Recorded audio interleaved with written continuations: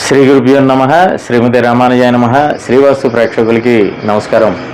ఇవాళ వాస్తు విషయాల్లో సాధారణంగా నూతన గృహం నిర్మాణం చేసుకునేటప్పుడు స్థలం ఓపెన్ ల్యాండ్ ఉంటుంది. తద్వారా మనం కింద నుంచి పిల్లర్స్ తీసుకుంటాం, నిర్మాణం చేసుకుంటాం.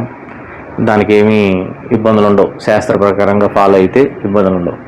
కానీ ఒక్కోసారి ఆల్రెడీ ఒక గృహం ఉంటుంది, గ్రౌండ్ ఫ్లోర్ ఫస్ట్ ఫ్లోర్ ఉండొచ్చు. మళ్ళా పైన ఇంకొక నిర్మాణం చేయాలనుకుంటాం.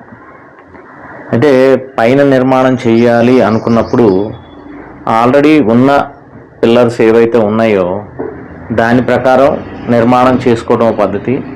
లేదు మనకు కొద్దిగా స్థలం ఎక్స్ట్రా ఉంది, సరే ఓన్లీ ఫ్లోర్ ఒకటి ఉన్నా కానీ కొద్దిగా స్థలం ఎక్కువ ఉంది, మనం ఉన్న స్థలంలో కాస్త పెంచుకొని నిర్మాణం చేసుకోవచ్చా అంటే కొన్ని భాగాలకైతే మనం ఆ విధంగా చేసుకోవచ్చు, కొన్ని భాగాల్లో మనం ఆ విధంగా చేయలేం.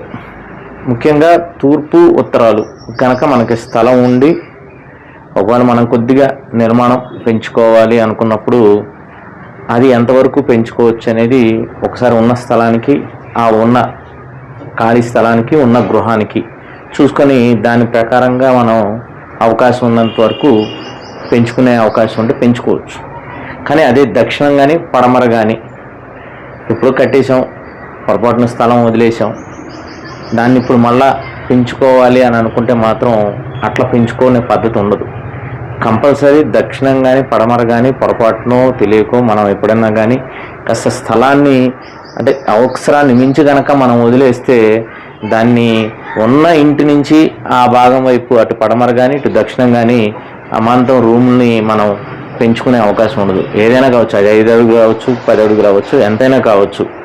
ఉంది కదా అని స్థలం ఉన్న ఇంటిని అటు దక్షిణం కానీ ఇటు పడమర వైపు కానీ ఎలా పడితే అలా పెంచుకునే అవకాశం మాత్రం ఉండదు.